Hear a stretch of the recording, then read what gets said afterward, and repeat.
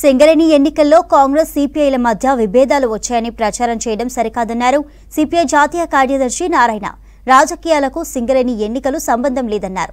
1945 నుంచి సింగరేణి సంస్థ ఉండగా టీఆర్ఎస్ వచ్చినప్పటి నుంచే సింగరేణి సంఘాల్లో రాజకీయాలు మొదలయ్యాయని చెప్పారు నారాయణ. బొగ్గుగని కార్మికులకు సంబంధించిన ఎన్నికలు జరిగిన తర్వాత ఇదే రాజకీయంగా సిపిఐకు కాంగ్రెస్ కు మధ్య తగు వచ్చిందని చెప్పేసి విడిపోతాయని చెప్పేసి అంటున్నారు. అది వాస్తవానికి అది రాజకీయ సంబంధం లేదు. 1945 నుంచి సింగరేణి సంస్థ స్టార్ట్ అయితే అప్పటి నుంచి ఎన్నికలు జరుగుతూనే ఉన్నాయి. యూనియన్స్ ఉంటున్నాయి. హెచ్ఎంఎస్ ఉంది, ఐఎన్టీసీ ఉంది, ఏఐటీసీ ఉంది, సిఐటీలు ఉన్నాయి, ఇంకా అనేక సంఘాలు ఉన్నాయి. ఆ ఎన్నికలు జరుగుతూ ఉంటాయి. దానికి ఎప్పుడు కానీ రాజకీయ సంబంధం లేకుండా ఉండేది. అయితే ఒక దుష్ట సంపద ఎప్పుడు స్టార్ట్ అయిందంటే టీఆర్ఎస్ అధికారంలోకి వచ్చిన తర్వాత వాళ్ళు డైరెక్ట్ గా సంఘంలో పాల్గొని దానికి డబ్బులు, దశకం, బంధు అంతా ఇచ్చి కార్మికులను ఒక విధంగా చెడగొట్టారు.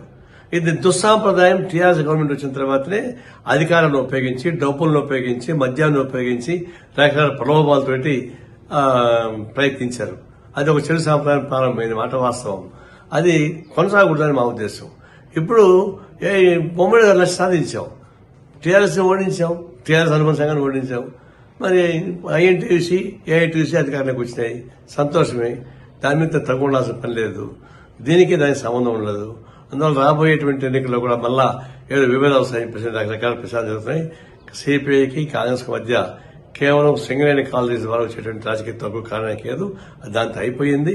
అయితే ఒకటి గుర్తుంచుకోవాల్సిందంటే అధికార పార్టీ ఇప్పుడు కానీ అది ఐఎన్టీసీ, ఏఐటీసీ చట్టం సంఘాలకు పోవాలి తప్ప దాని మన డబ్బులు దశకం తీసుకుని పెట్టి వర్కర్స్ ని